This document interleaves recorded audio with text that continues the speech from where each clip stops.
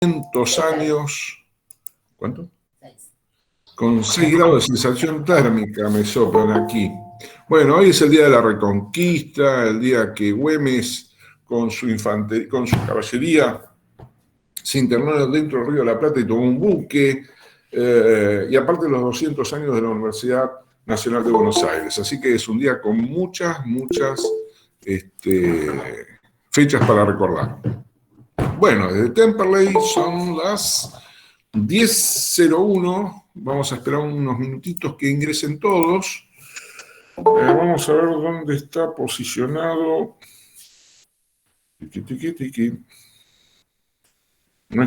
nuestra estación espacial internacional. Mientras tanto, les voy preguntando, ¿alguno entró al campus virtual? De a uno, por favor, no se maten. Sí, profe. ¿Sí? Buen día.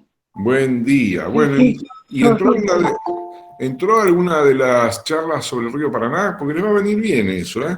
Bueno, mientras les cuento que latitud 693, longitud 87.37, a una altura de 419.86 kilómetros y a una velocidad de 27.581 kilómetros, está cruzando más o menos a la altura del canal Panamá nuestra estación espacial internacional.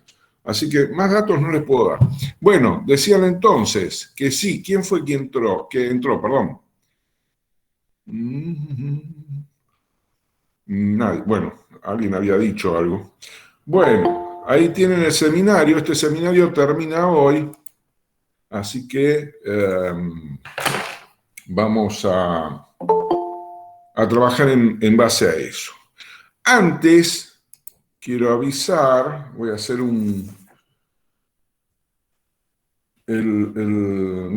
cuando terminé la clase el otro día me hicieron 3 preguntas. El señor, o el alumno, Cristian Signetti, está desde el otro día en el listado. Yo me fijé, me voy a fijar ahora para decirle exactamente. Está en número de orden 53.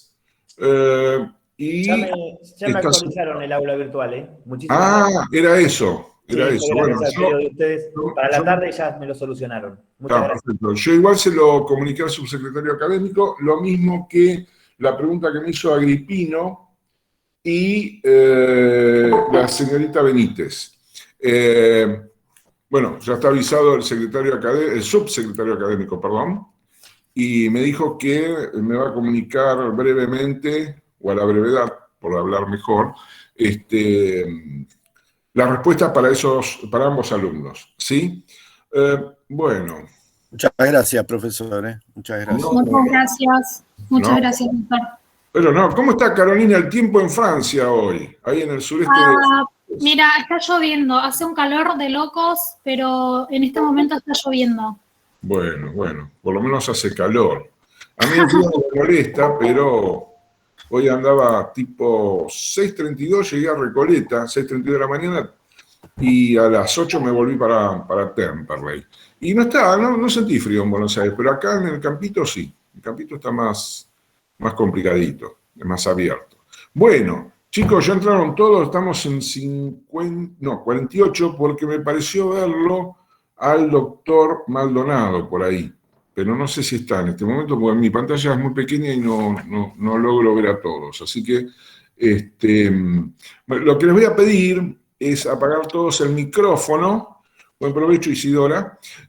Apagar todos el micrófono, por favor. Si quieren apagar pantallas, mejor, porque así no gastamos tantos datos y mejora la recepción para aquellos que tengan por ahí una internet de una calidad un poco más compleja, ¿verdad? Así que yo también voy a hacer lo mismo para dar el ejemplo. Y si pasa algo, no me escuchan o quieren hacer alguna pregunta, por favor, desmutean el micrófono. Escuchaste, ¿no? Desmutean, dije. El micrófono y hacen la pregunta correspondiente, no hay ningún inconveniente. ¿Sí? ¿Quedamos así? Bueno, yo voy a apagar cámara para poder arrancar. Y vamos a arrancar con algo que es muy importante para todos los abogados. Es más que para los abogados, para todos aquellos que viven en nuestro país. los ciudadanos, los nativos, los naturales, o los que han obtenido la ciudadanía y han optado por la ciudadanía argentina, y para aquellos que no tienen ciudadanía argentina, pero que, bueno, por algún motivo transitan nuestras tierras. Y es nuestra Constitución, es la Constitución nacional, a mí me gusta decirle más la Constitución de la República Argentina, pero bueno, son gustos, ¿no?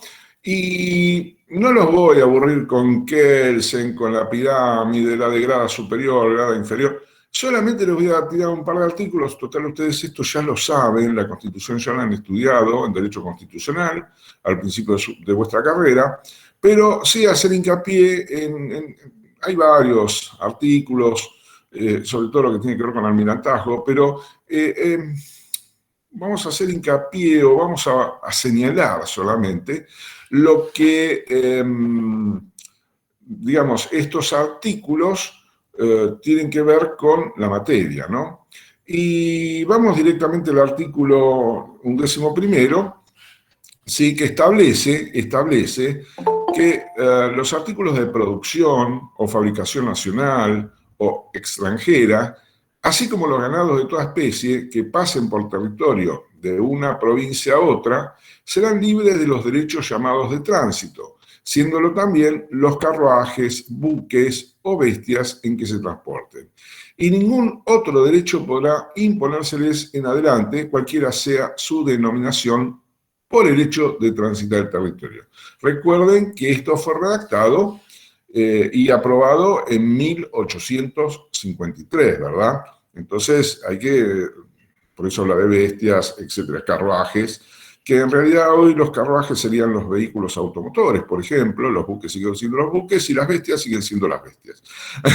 Así que bueno, seguidamente podemos, y para no aburrirlos mucho con la Constitución, que ustedes ya la conocen, supongo, pues la norma que digamos, es el alma mater de lo que a nosotros nos culturalmente y desde el punto de vista científico y académico es lo que tenemos que saber primeramente. El artículo 12º establece que los buques destinados de una provincia a otra no serán obligados a entrar, anclar y pagar derechos por causa de tránsito sin que en ningún caso puedan concederse preferencias a un puerto respecto de otro y por medio de leyes o reglamentos de comercio. Bien, esto se los digo porque en el programa, si bien no recuerdo mal, hablamos de normas constitucionales.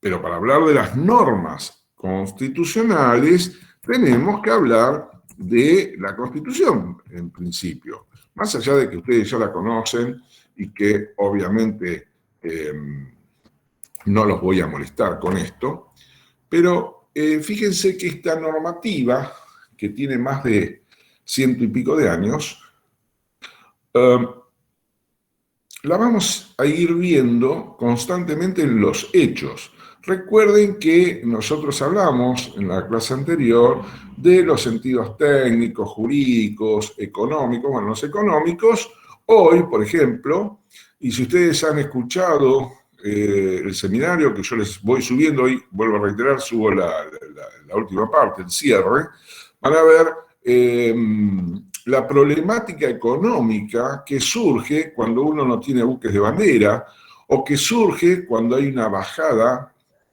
extrema, como nos está sucediendo ahora con una de las vías más importantes que tenemos en nuestro país, que es ni más ni menos que el río Paraná.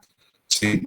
Este río que se encuentra sin agua y por lo tanto afecta directamente a qué cosa?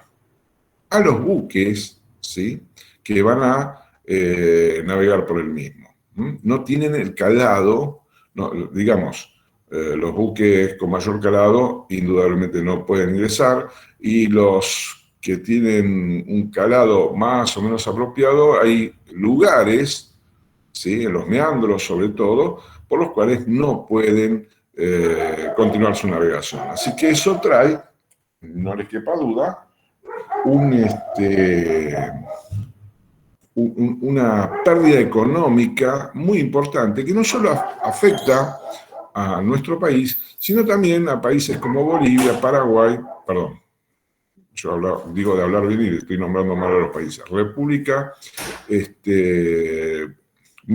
Pluricultural de Bolivia, República del Paraguay, República Federativa del Brasil y República Oriental del Uruguay. ¿Sí? Les afecta directamente porque este curso de agua es una vía que en general se la conoce, por no conocerse bien la vía, como la hidrovía. Bueno, esto afecta. Y a partir de la reforma constitucional de 1994, donde en el Pacto de Olivos, entre otras cuestiones, se trató un tema que es caro a nuestra historia y a nuestra cultura, que es el sistema federal. Por lo tanto, se dictó en junio de 1992, 2 años antes más o menos, una ley que tiene que ver con la ley de puertos. La ley 24.093, creo que está en el campus virtual, que tiene que ver con la administración y la operatoria portuaria, todo lo que tiene que ver con la jurisdicción, todo lo que tiene que ver con el control, quién es la autoridad de aplicación, las diferentes reglamentaciones, etcétera, etcétera, etcétera. Reitero, la 24.093. ¿Sí? Entonces ya vimos la Constitución, vimos la 24.093. Vamos a ver también la ley 20.094, que es nuestra ley de la navegación. ¿Sí? Vamos a ver, además, el Código Aeronáutico. El Código Aeronáutico, y a partir de ahí voy a dejar todo lo que tiene que ver con la normativa nacional para pasar a la normativa internacional. Y la primera que vamos a encontrar, ¿sí?, es la tercera conferencia sobre el derecho del mar, que se tituló Convención de las Naciones Unidas sobre el Derecho del Mar, Montego Bay, de 1982. Montego Bay, para los que por ahí no saben o no conocen, queda en Jamaica. Bien, esto es importantísimo para nuestro país. Me animo a decirle que nuestro país ha sido, de alguna forma, bendecido por esta convención. Ya les voy a explicar por qué. Esta Convención de las Naciones Unidas sobre el Derecho del Mar, la CONVEMAR, surge de, como todas las cosas que nos pasan en la sociedad, cuando nosotros no nos ajustamos a derecho, deviene el incidente o el accidente. Y tras ello, indudablemente, la desgracia de perder la vida. Y esto pasó entre el 18 y el 20 de abril de 1912, cuando por una maniobra en el Océano Atlántico Norte, un paquebote llamado Titanic aparentemente quiso esquivar un témpano y la parte de abajo del témpano tenía una especie de pico y con eso se abrió el buque como si fuera una sardina. Esa es una de las hipótesis. La otra hipótesis habla de los remaches. Recuerden que ese buque fue construido en astilleros que quedaban en Irlanda. Y ustedes saben que con Irlanda y a Inglaterra siempre hubo una tensión bastante más que complicada, ¿verdad? Así que bueno, Montego Bay nos va a dar el marco jurídico para varias cuestiones, ¿sí? Para el mar exterior o el océano exterior, es decir, para los países ribereños, y también nos dio la posibilidad de, con otro tipo de estudios, de ampliar nuestra plataforma marina. Es decir, teníamos hasta 200 millas, perdón, estoy expresando muy mal, 200 millas, y hoy tenemos alrededor de 350 millas, depende del punto donde se haya hecho el hito, que, fíjense ustedes, esto fue un trabajo que se hizo hace más de 10 años, quedó en cabeza de la Armada Argentina, conjuntamente con el Ministerio de Relaciones Exteriores, distintas universidades, el Ministerio de Economía de la Nación, etcétera, etcétera, y presentaron toda la documentación para utilizar Montego Bay y ampliar nuestra plataforma submarina. Y para que se den una idea, la documentación que se presentó pesaba 10 toneladas.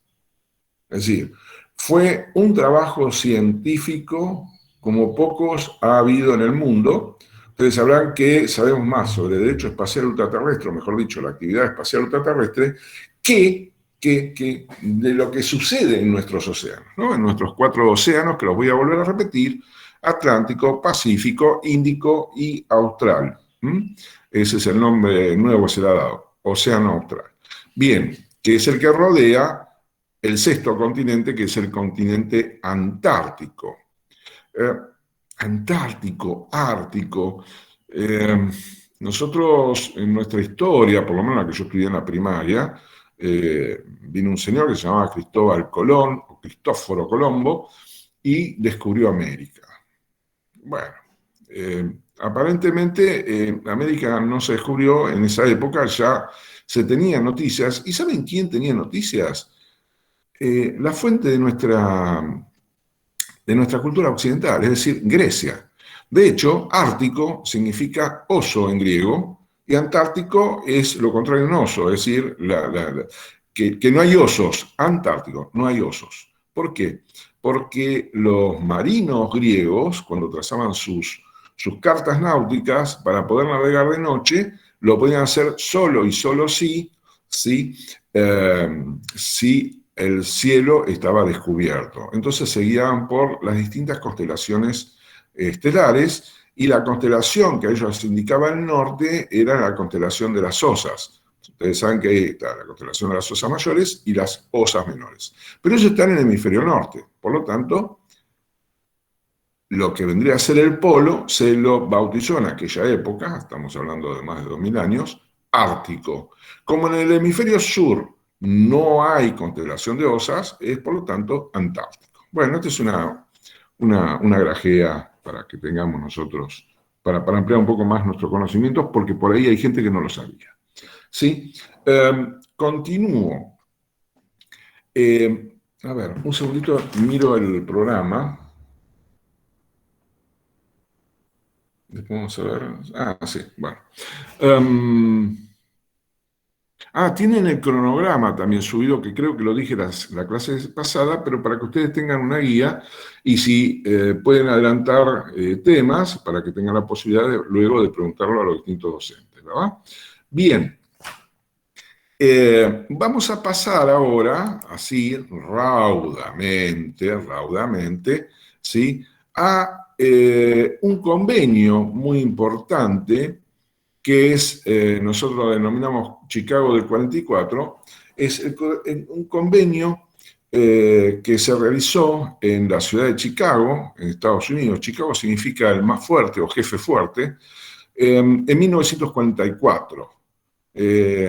Recuerden que en 1944 estábamos todavía luchando, yo no estaba, pero bueno, los hombres de nuestro país, había hombres de nuestro país y en Europa estaban luchando en la Segunda Guerra Mundial, y ya se estaba visorando cómo iba a manejarse el mundo y cómo se iba a reglamentar. ¿Por qué? Porque el puntapié inicial para una aeronave, para el desarrollo de la misma, básicamente fue la Primera Guerra Mundial, pero ya en la Segunda Guerra Mundial la aeronave evoluciona de una forma más que acelerada. Por empezar, ¿sí?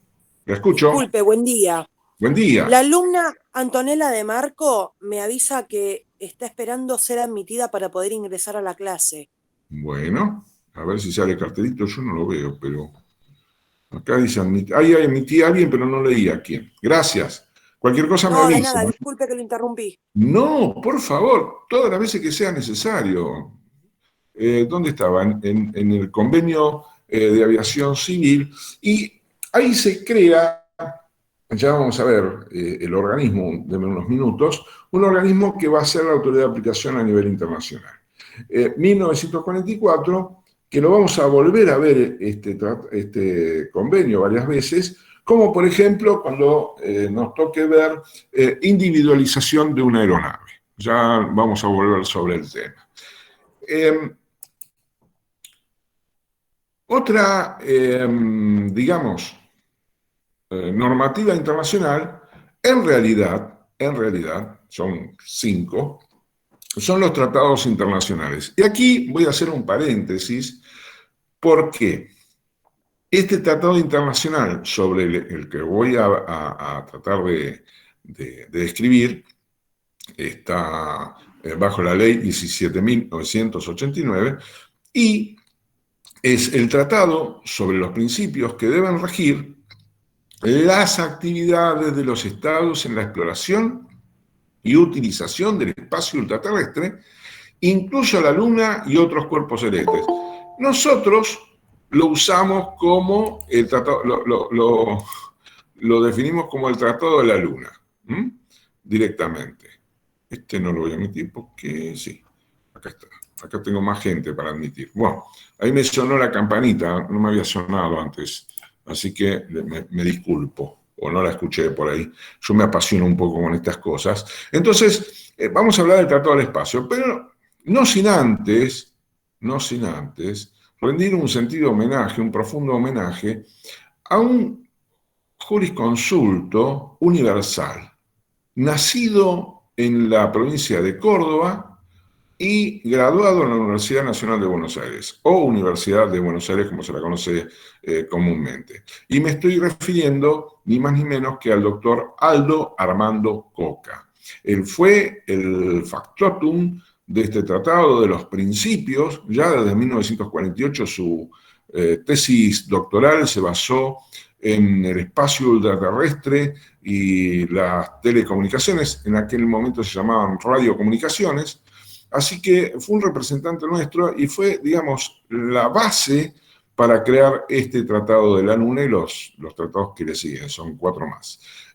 Yo les pido, por favor, recuerden a este hombre, porque en general nos acordamos de mucha gente que, con todo el derecho, por supuesto, yo no soy quien para quitarle méritos a un artista o a un jugador o a un deportista, no soy quien, y está bien que así sea. Bordenave, si es tan amable, podrá apagar la cámara, porque estamos sin cámaras para tener mejor recepción, y yo creo que se me escucha bien, pero bueno, y aparte descansa, porque verme a mí la verdad que no es nada agradable. Más allá de todo eso, vuelvo a reiterar, Aldo Armando Coca es una de las 3 patas en las cuales se basan toda la actividad espacial ultraterrestre de nuestra República Argentina. Reitero, Aldo Armando Coca, que se ausentó físicamente, el año pasado falleció, pero está en el recuerdo, a nivel internacional lo conoce todo el mundo, pero a nivel nacional son muy pocos los que se acuerdan de él, incluso aún estando en vida. Por suerte nuestra facultad nos dio la posibilidad de rendirle homenaje el año pasado, apenas falleció. Le hicimos un homenaje no solamente en la universidad, sino también en el Colegio de Abogados de Lomas de Zamora. Yo creo que tenemos que ser agradecidos con esta gente, porque todo lo que hacemos nosotros se basa en lo que ellos hicieron antes. Bueno, creo que no me quedan muchas más cosas para decir. Entonces ahora vamos a hablar de... ¿qué cosa? A ver qué sigue. Los organismos nacionales. Bueno, todo lo que tiene que ver, si ustedes tienen un daños y perjuicios o algún tipo de demanda por algún hecho jurídico, ¿qué vamos a hacer? Bueno, si estamos hablando de ferrocarriles y estamos hablando de camiones, autos particulares, servicio de transporte de pasajeros, en todas sus, en todo su espectro. Y digo su espectro porque hay que acostumbrarse a ver que una cosa es el servicio, que es un servicio público, por supuesto, el servicio de pasajeros, de transporte de pasajeros por tierra, ya sea a nivel ferroviario o a nivel carretero, vamos a encontrar que tenemos lo que se denomina locales, lo que decimos interurbanos y los que decimos interprovinciales, y también incluso los internacionales. Algunos de ustedes deben haber viajado en micro, qué sé yo, a Florianópolis, supongo, o a Montevideo, o a Chile, a Santiago de Chile, o a La Paz, Bolivia, e incluso a Asunción del Paraguay. No quiero olvidarme de nadie porque después se me enojan, dicen que soy discriminador. Y no está mal ser discriminador porque es elegir de dos cosas o más lo que a uno más le resulte empático, por decirlo de alguna forma. Bueno, entonces, ¿qué rige ahí? Ahí nos rige una autoridad de aplicación que es la Comisión Nacional de Regulación del Transporte, ¿sí? Todo lo que tenga que ver con transporte de personas o transporte de mercancías, esa va a ser la autoridad de aplicación. Esta autoridad de aplicación depende del Ministerio de Transporte de la Nación, por supuesto. Ahí Hipólito Yrigoyen 250, 12º piso, por si tienen que ir a sacar alguna habilitación perdón. Con respecto a los autoridades de aplicación en el agua, es nuestra Prefectura Naval Argentina, que es nuestra policía más antigua, fue creada por allá por 1810, de todas las policías es la más antigua. Es una policía altamente entrenada. Para que se den una idea, está la Prefectura Naval de los Estados Unidos, se denomina guardacostas, luego viene la de Canadá, y luego viene la Prefectura Naval Argentina, que de hecho ha creado con su personal prefecturas navales en otros países, por ejemplo en África o en Asia. Así que esta autoridad de aplicación tiene que ver con todo lo que está en el agua, ¿sí? Y todo lo que está en el agua tiene que ver con los puertos también, por los puertos donde los buques zarpan o atracan. Y si ustedes se fijan o han paseado por ejemplo, por Puerto Madero, van a ver que de lo que es ese sector de puertos van a encontrar los uniformes de la Prefectura Naval Argentina, no van a encontrar la Policía de la Ciudad Autónoma de Buenos Aires, o Policía de la Ciudad, para decirlo efectivamente. Bien, ¿hay otros organismos? Sí, hay otros organismos. Una es la Junta de Seguridad del Transporte, que es la autoridad de aplicación que va a intervenir en todo aquello que tenga que, ante todos aquellos hechos que puedan ser incidentes o accidentes. Esta junta nace de lo que antiguamente la Junta de Accidentes de Aviación Civil del Comando de Regiones Aéreas, que luego cuando el Comando de Regiones Aéreas desaparece y se transforma en lo que hoy conocemos como otra autoridad de aplicación, la Administración Nacional de Aviación Civil,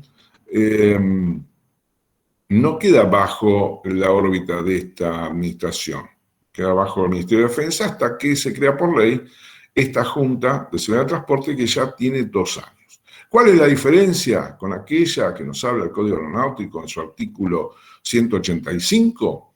Que hoy, y son muy pocas las que hay en el mundo, no hay más de 12 en todo el mundo. Las más importantes son las de Canadá, Estados Unidos, Argentina, en América, en Sudamérica, o mejor dicho, de Río Bravo hacia el sur, es decir, de México, de los Estados Unidos de México hacia el sur, hacia el Antártico, es la primera. ¿Por qué? Porque va a velar por la investigación en hechos técnicos que ya sean aeronaves, buques, ferrocarriles y transporte, vehículos carreteros, ¿sí? Es decir, hoy esa junta interviene en todos estos hechos técnicos. Así que hemos dado un paso muy, muy avanzado. Ya van a estar siempre los agoreros o los que no creen o los que son negativos. Van a decir, bueno, pero recién empiezan y es un desastre. Bueno, yo cuando nací también era un desastre. Y después seguí siendo un desastre. Pero bueno, esas son cuestiones que pasan por mi persona nada más. Ustedes antes tenían solamente que secundario y ahora tienen casi una carrera terminada de grado. Así que esa es la evolución a la cual yo siempre apunto y me parece importante tener en mente. Otra de las autoridades de aplicación es puertos y vías navegables. Bueno, en fin. Si estudiamos el Tratado del Río de la Plata, vamos a ver que hay también una autoridad de aplicación para controversias que puedan suscitarse o para la regulación de este gran espejo de agua. En fin,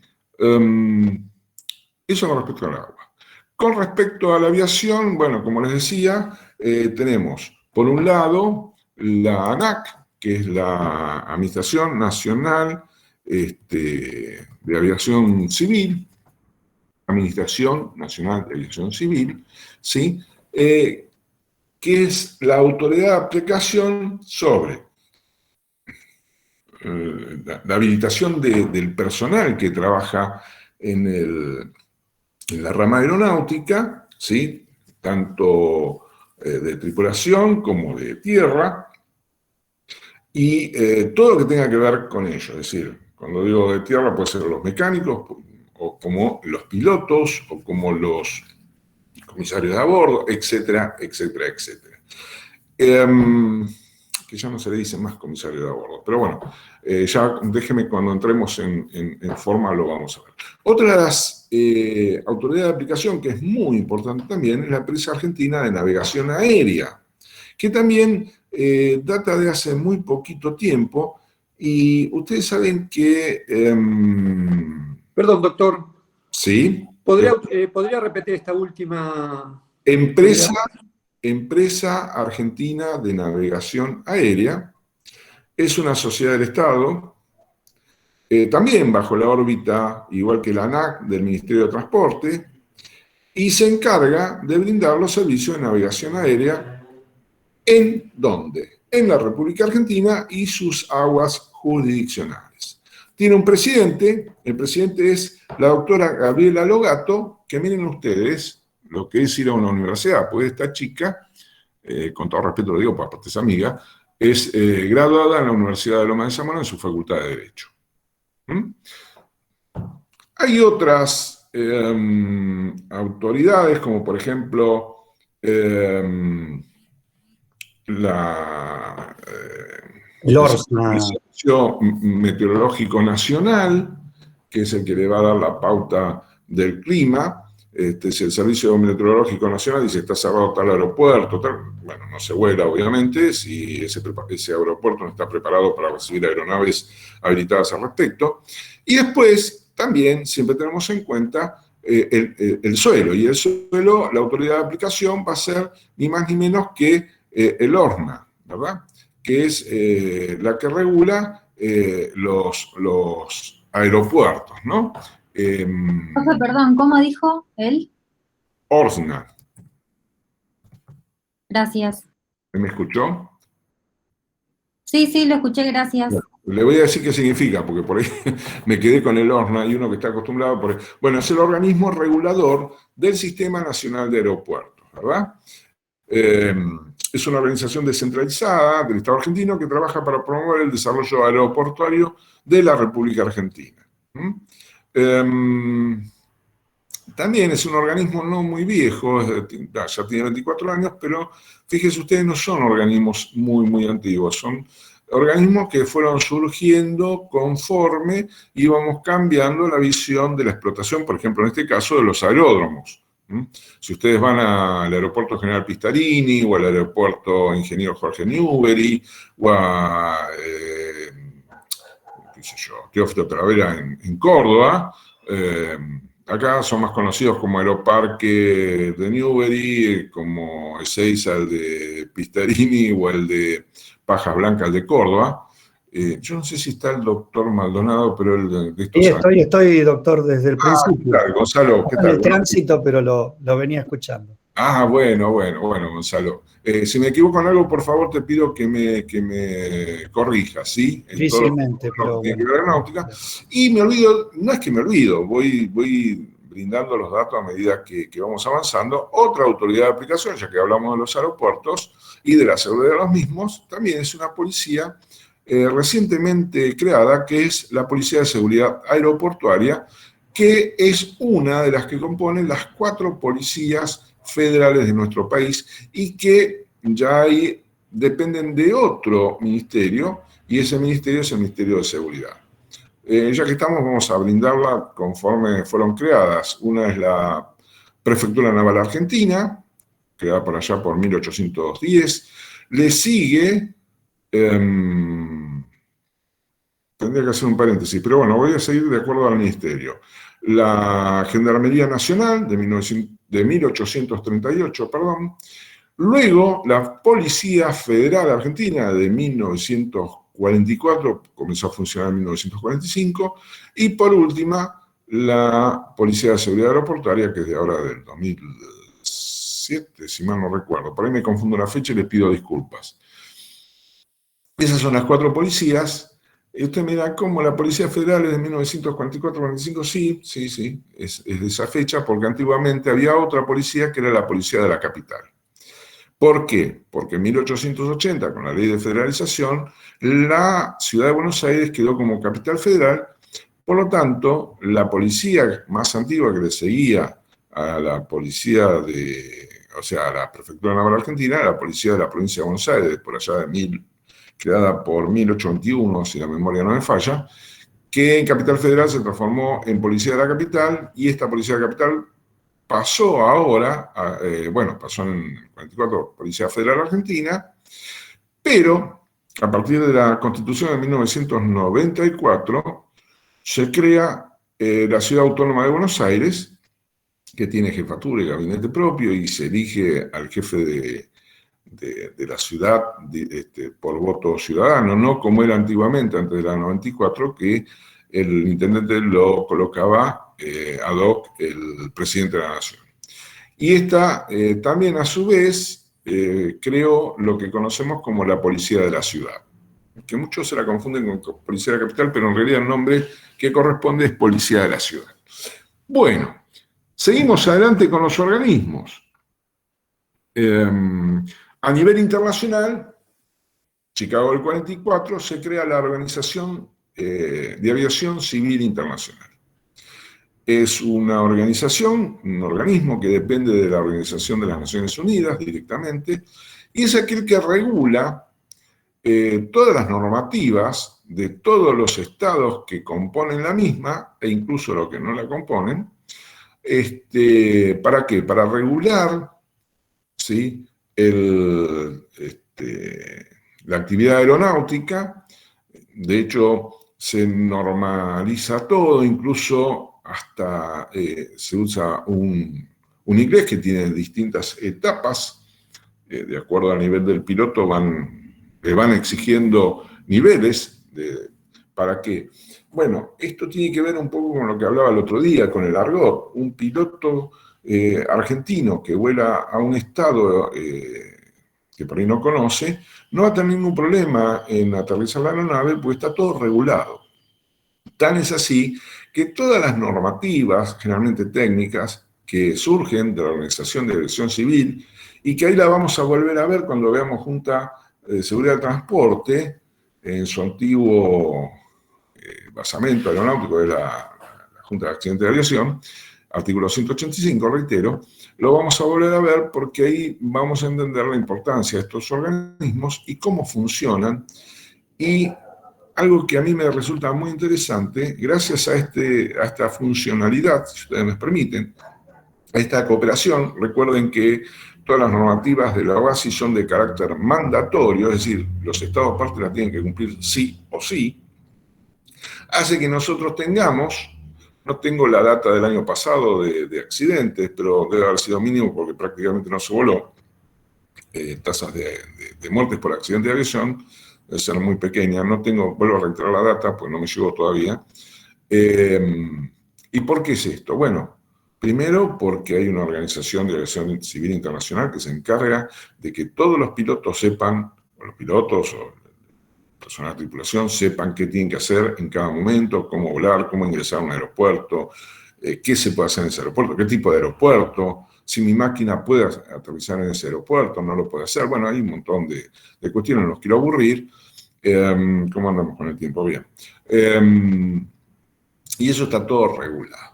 E incluso, como les decía, los distintos niveles de conocimiento del idioma inglés. ¿Sí? Es un inglés técnico, si ustedes me permiten, donde cualquier piloto, no importa el idioma que hable o del estado de que se trate, entiende todas las reglas que le van a dar. Por ejemplo, si ingresa a la República Argentina, el EANA, ¿no? La empresa argentina, que hablamos hace un ratito, y lo van a hacer en inglés, y todos van a saber cómo ingresar a los distintos aeropuertos internacionales, ya sea el de Ezeiza, Córdoba, Tucumán, Jujuy, etc. Bien, no me queda nada de aviación, vamos a pasar a otros organismos que tienen que ver, por ejemplo, en la actividad espacial ultraterrestre. En nuestro país, la autoridad de aplicación, que también depende de otro ministerio, en este caso de Ciencias, Tecnología y... A ver, esperen que quiere entrar alguien. Ahí está. Es la CONAE, la Comisión Nacional de Actividades Espaciales, que es un organismo bastante nuevo, porque fue creado en 1991, y ahí también, en 1994 lo va a tomar.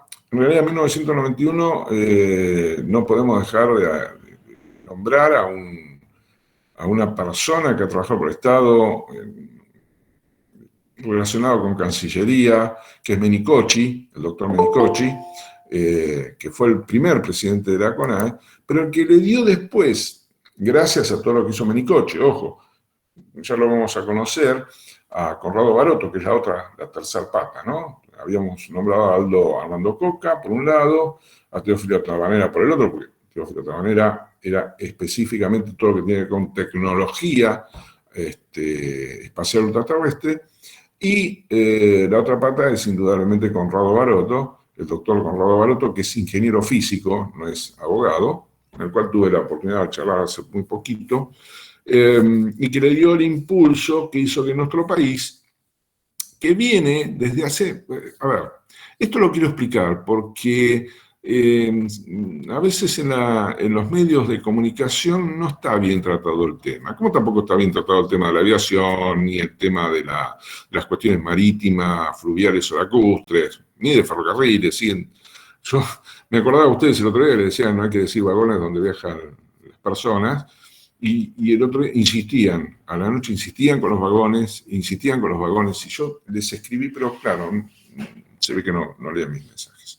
Bueno, ¿qué quiero significar? Nosotros tenemos, a ver, la primera persona en utilizar cohetes, ¿sí?, con una carga útil, como se denomina, y con explosivos, fue el general San Martín. Él cruzó cohetería desde Mendoza hacia Chile. Eso... Bueno, lo saben los que están en el Instituto Sanmartiniano, que les interesa conocer un poco más la vida de este hombre. Pero ahí ya nosotros teníamos cohetería. ¿Era espacial? No. Como tampoco los chinos, que creo que fueron los que los crearon, tampoco eran espacial ultraterrestre. ¿Por qué? Recuerden la curva de von Karman, que para estar en el espacio ultraterrestre tenemos que sobrepasar esa altura. Es una convención, porque, como les dije el otro día, nosotros no tenemos normativa, ni a nivel internacional hay normativa, y todavía el COPUS, que es donde se barajan las distintas cuestiones que pasan por el derecho espacial ultraterrestre, a nivel internacional, tampoco. Ahí Gonzalo le va a colocar los organismos o las autoridades de aplicación en la actividad aeronáutica. Bien, gracias, Gonzalo. Decía entonces que nosotros hemos tenido, e inclusive esto comienza a tener una relevancia muy importante a partir de mediados de los años 40, donde, bueno, hay impulsos para la aviación, para la industria automotriz, para la industria pesada, porque en aquella época, creo que se lo dije, los países se clasificaban en desarrollados y subdesarrollados. Y los desarrollados, a diferencia de los subdesarrollados, eran que tenían, ¿qué cosa? Industria pesada. Y es así de clarito, no importa quién estaba, quién no estaba. Tuvimos la oportunidad, por esta famosa grieta, que aparentemente la conocen ahora mucha gente, pero en realidad es muy antigua. Yo les podría hablar desde antes de 1776, que se creó, 1 de agosto de 1776, cuando se crea el Virreinato del Río de la Plata. Antes también, porque están españoles versus indígenas, si quieren decir indígenas, aborígenes, o como se dice ahora, pueblos originarios. Los tres términos son perfectos, se pueden aplicar perfectamente. Y acá un paréntesis, no confundir con indios. Los indios son de la India, señores. Y los indios de la India no son todos hindúes. Algunos son hindúes, que es una religión. Estoy cansado de escuchar y dicen, no, este hombre es hindú. ¿Cómo hindú? Es de religión hindú, pero ¿de dónde es? Y es de la India. Si es hindú, es de la India. No, hay hindúes en todas partes del mundo. ¿Qué yo? En Sri Lanka, por ejemplo. Me causa un poco de fastidio esto, y discúlpenme. Los indios son de la India. Punto. Los que están aquí, al principio se les dijo indios porque, bueno, Colón pensaba que había llegado a la India, pero en realidad llegó a América. Entonces, indígena no tiene nada que ver con la palabra indio. Si ustedes buscan en la etimología, no tiene absolutamente nada que ver con la India. Lo mismo que aborígenes. No es que adolecen de un origen, al contrario, son del principio del origen. Esas palabras las vamos a encontrar indio, o vamos a encontrar indígena, o aborigen, en un idioma que no es nuestra raíz, pero que utilizamos mucho, que es el griego. Bien, dicho esto, tenemos la CONAE, pero también la Organización de las Naciones Unidas, a través de su secretario general, Gutiérrez, que se lo dije, de origen portugués, que todavía está con mandato pleno, también manejan una parte de esa secretaría, se aboca a toda la actividad espacial ultraterrestre. Y hay otro organismo internacional que nosotros, aparte de ser Estado parte, tuvo mucho que ver y fue muchos años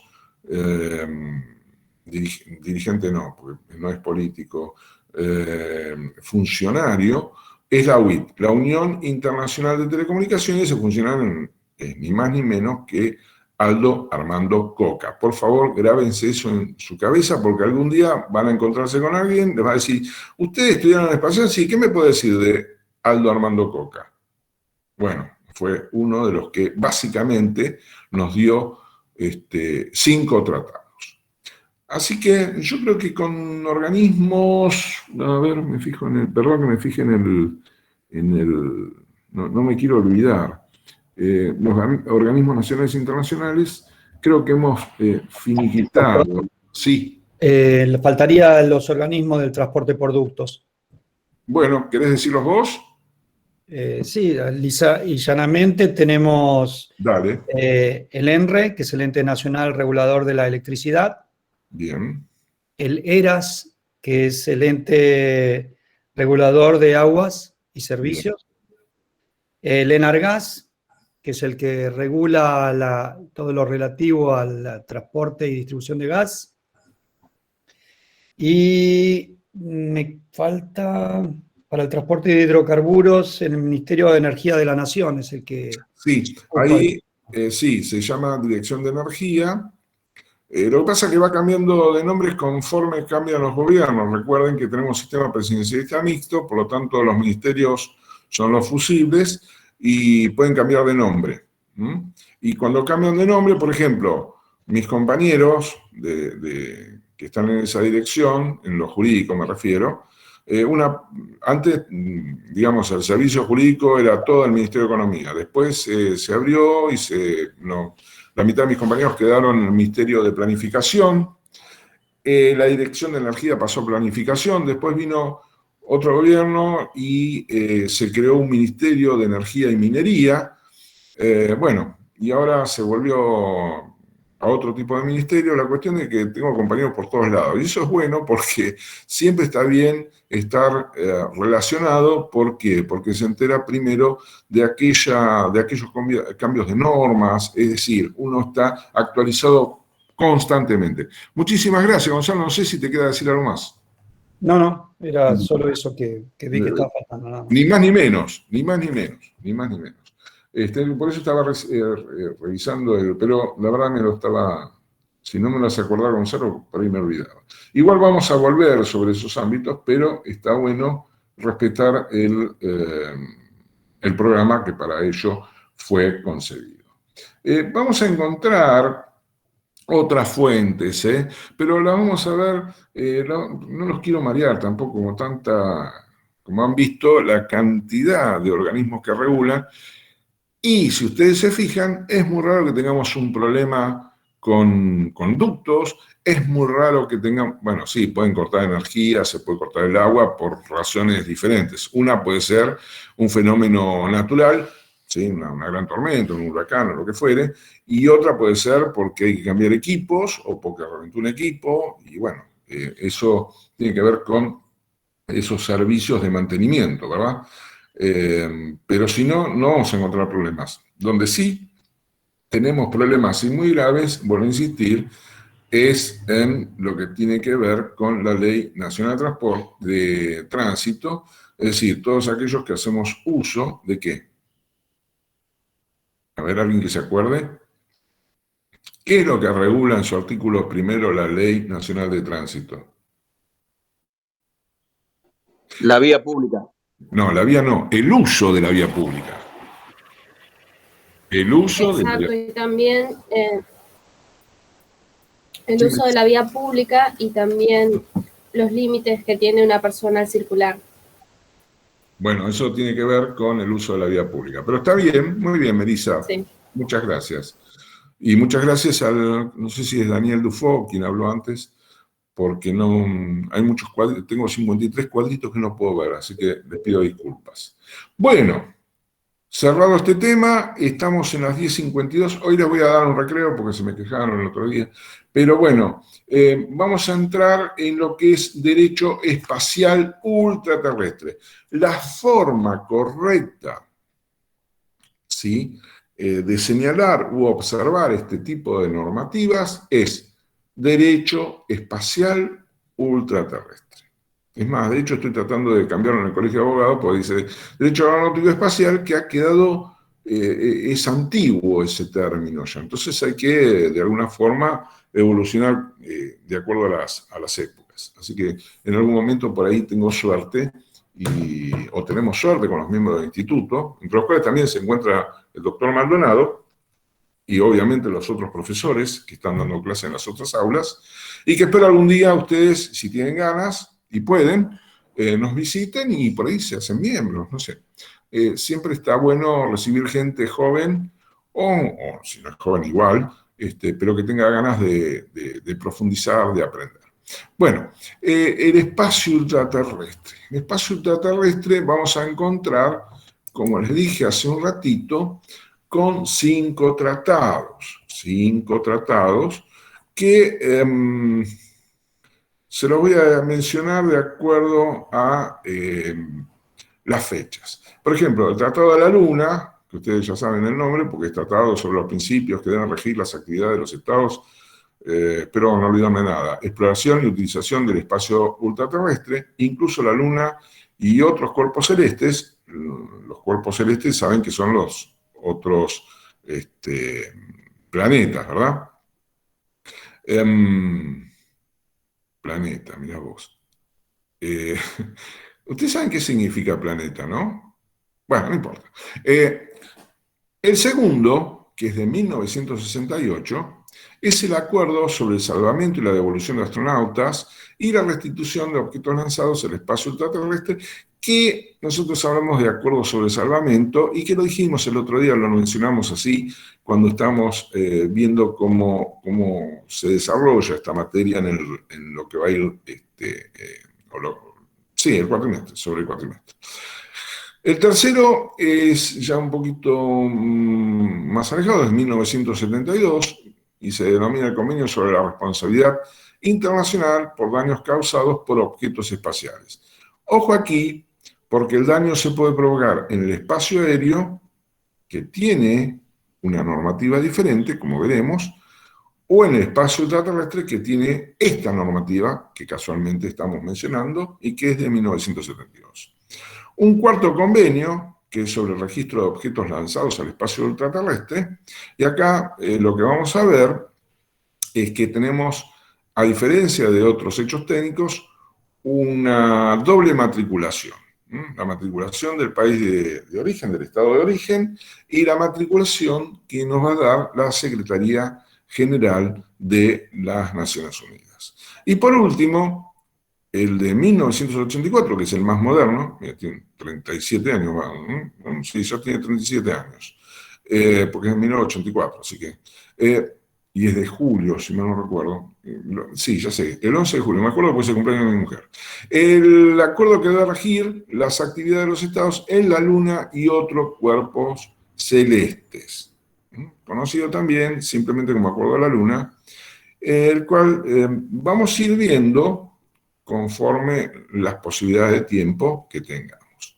Ahora bien, tenemos que hablar de los principios jurídicos, y en este caso son internacionales.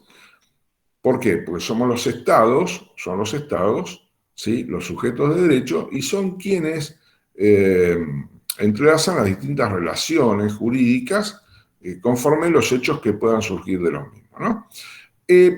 Estos principios jurídicos internacionales podemos nombrar, por ejemplo, el que prevé la no apropiación del espacio por un solo país, ¿sí?, el control de armas. Acá me están señalando que se me está yendo la mañana.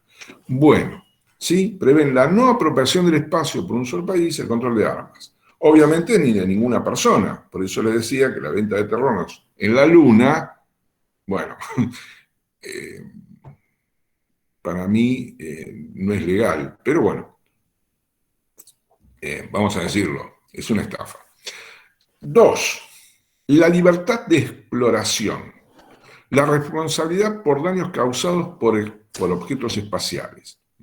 Puede suceder que, como les dije anteriormente, se produzca en el espacio aéreo, ¿sí?, donde ahí tenemos un tratamiento jurídico diferente, que es el que conocemos todos. Igual lo vamos a ver dentro de poquito, cuando veamos aeronaves. Y también puede ser causado en el espacio ultraterrestre, es decir, cuando un vehículo espacial se lanza y lleva 7, 10 o 14 satélites para luego a su vez lanzarlos y que se vayan colocando en las distintas órbitas, y puede causar daños. Así que ahí tienen uno de los principios que son muy necesarios, y el que está más en boga hoy, qué palabra antigua, perdón, es la libertad de exploración. Ustedes saben que estamos explorando, y digo estamos porque Argentina tiene parte que ver con esto, el planeta Marte. Ahí tenemos 2 exploraciones en este momento, vivas, activas. Una es por parte de los Estados Unidos de Norteamérica y otra es por la República Popular China. Otro más, y ya vamos a ir cerrando, así descansan un poquito, la seguridad y rescate de las naves espaciales y los astronautas. Naves, en aquella época se llamaban naves, hoy son vehículos u objetos espaciales. Y en aquella época estaban los astronautas, pero por cuestiones políticas, recuerden que estaba la Guerra Fría, el mundo se había bipolarizado, teníamos un polo de atracción que era la ciudad de Washington y otro polo de atracción que era la ciudad de Moscú, ¿sí? Lo que era el mundo occidental, o el mundo oriental, o el mundo capitalista, o el mundo comunista. Entonces se olvidaron de poner los cosmonautas, que es más o menos lo mismo. Unos navegan los astros y otros navegan el cosmos. O sea, es más amplio, ¿no?, el cosmos. Decía entonces, la seguridad de rescate de vehículos y objetos espaciales, los astronautas, la prevención que puede resultar de la interferencia perjudicial con respecto a las actividades espaciales y al medio ambiente.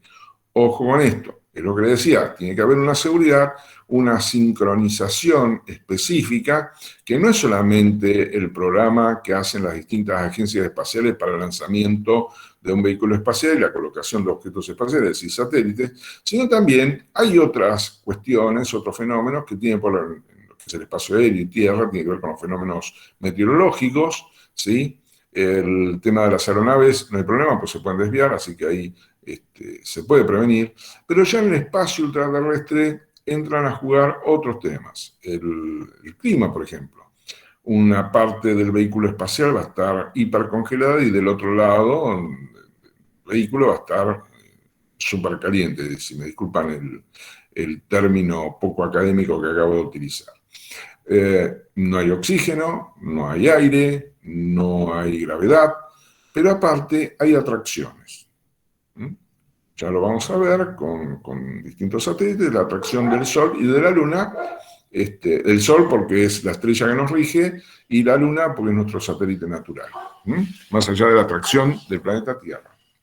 Pero estos dos puntos de atracción son muy importantes saberlos calcular. También el movimiento de los distintos planetas o cuerpos celestes o satélites naturales. ¿Por qué? Porque ustedes saben que no solamente, no están quietos, están en un constante movimiento en elipsis y también, por ejemplo, en el caso de la Tierra, que es lo que vemos todos los días, la rotación. Así que tenemos la rotación y la traslación. Todo eso hay que acompañar cada vez que tiene que lanzarse un vehículo espacial. De hecho, hemos visto que en varias oportunidades, incluso con satélites propios, se ha postergado el lanzamiento por razones de seguridad. Sí. Otro de los principios, y ya voy terminando, la notificación y registro de las actividades espaciales. Es decir, es muy interesante porque esto tiene que ver con la investigación científica y la explotación de los recursos naturales en el espacio exterior y la solución de controversias. Con respecto a la explotación de los recursos naturales en el espacio exterior, ultraterrestre diría yo, más que exterior, tiene que ver con la explotación de minería, de acuíferos, etcétera, etcétera, que es un poco a donde apuntan las actividades espaciales actuales. Así que, ¿alguna pregunta al respecto? Yo voy a ver. ¿Alguna pregunta, chicos? ¿Quedó más o menos claro? ¿Fui demasiado apurado, rápido? Lo que pasa es que me desespera, porque tenemos solamente un cuatrimestre y me encantaría que poderles, conjuntamente con el doctor Maldonado, dar la mayor cantidad de data posible para que les resulte mucho más fácil abordar el estudio de esta materia. Si no hay preguntas por el momento, vamos a tomar un pequeño recreo, así se toman un té, un café o lo que fuere. Yo tomo mate en mi caso. Con esto, Ángel, terminarías la unidad 1, ¿correcto? No, me faltan características. Ah, correcto, caracteres, contenido. Caracteres, perdón. Que quiero darlos porque así lo tienen ya trabajado, porque es muy difícil la bibliografía en derecho espacial ultraterrestre. No así en marítimo, no así en terrestre, no así en aeronáutica, tenemos todo. Sí, te escucho. Me han preguntado sobre en qué bibliografía se puede conseguir mejor esta información, sobre todo de la unidad 1. Sí. La bibliografía, por ejemplo, con respecto al espacio ultraterrestre, derecho espacial ultraterrestre, la sacan de InfoIUS o Infoleg, que es, a ver, se lo digo fácil, es la biblioteca de todas las normativas que tiene el país. Yo la utilizo mucho, es gratuita, se puede copiar, pueden hacer lo que quieran. Aparte de ahí pueden buscar si ha habido modificaciones de la norma, pueden ir a la norma primigenia, es decir, en estado puro, antes de sufrir algún tipo de modificación. Infoleg. Pero con qué yo me recomiendo Infoleg, porque es totalmente objetiva. ¿Qué vamos a buscar ahí? Los tratados del espacio. Ustedes ponen tratado del espacio y le van a salir los tratados del espacio. De todas maneras, si yo no recuerdo mal, hay algo en el campus virtual, yo después lo voy a revisar, Pero ahí tienen todo. Esos 5 tratados es la bibliografía que yo les sugeriría aborden para el estudio de esa sección de la materia, mejor dicho, de ese hecho técnico. ¿Sí? Con esos tratados y con lo que charlamos en clase, tanto con el doctor Maldonado como conmigo, creo que es suficiente como para aprobar, ¿sí? Como, Cristian, es cuando caen objetos, bueno, no sé qué pusieron ahí, para aprobar por lo menos... Están preguntando, doctor, disculpe la interrupción, ¿cuál sería la responsabilidad de los daños del objeto caído del espacio? Bueno, ahí tenemos 2 temas, por eso decía, depende dónde haya sucedido o acrecido el hecho.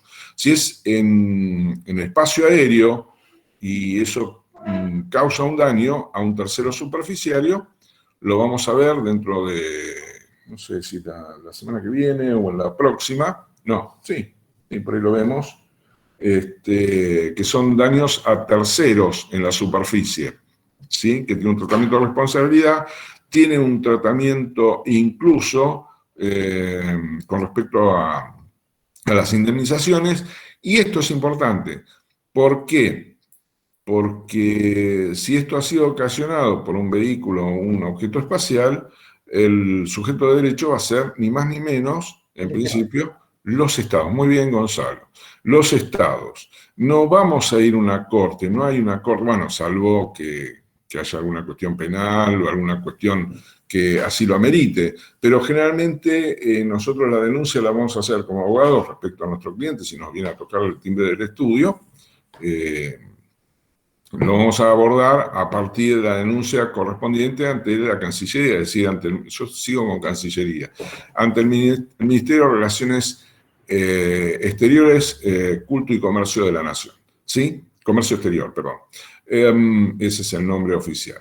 Así que no es como si esto acaece, no sé, se cae la rueda de nariz de una aeronave, pega en el techo de mi casa, me lo rompe, entonces yo ahí voy a tener que ir a otro tipo de competencia. En este caso, la competencia federal, y tengo normativa específica de la Nación, que es ni más ni menos que nuestro Código Aeronáutico, que también se encarga, en uno de sus artículos, de darnos qué pasa con estas cuestiones de daños a terceros de la superficie, que incluso está tabulado, etcétera, etcétera. Y lo vamos a ver, no los quiero marear, chicos, les quiero dar un recreo aparte, pero lo vamos a ver con un poquito más de certeza o más profundidad, o profundidad, como me dice el doctor Maldonado. Y, a ver, tiempo al tiempo, chicos, tranquilos. Vamos a ver todo, vamos a ver todo. ¿Al recreo entonces, Ángel? Vamos a tomar un recreo, son las 11:08, 10 minutos, ¿está bien, Maldonado, le parece? ¿O Gonzalo? Y 20, volvemos, 12. 12:20, bueno, 11:20, perdón. 11:20 volvemos. El otro día, ¿sabes a qué hora corté yo esta charla? A la 1:10 de la tarde, ¿eh? Se engancharon por ahí 4 o 5 alumnos y seguimos charlando. Por eso estoy medio confundido con los horarios. Aparte, me levanté muy temprano. Decía entonces que, bueno, y 20 nos encontramos. 11:20, regresamos. Por favor, traten de, silenciamos si quieren o cortan la cámara, pero no se vayan porque por ahí después les resulta difícil volver a ingresar. Bueno, chicos, gracias. Gracias, Gonzalo. Nos vemos en un ratito.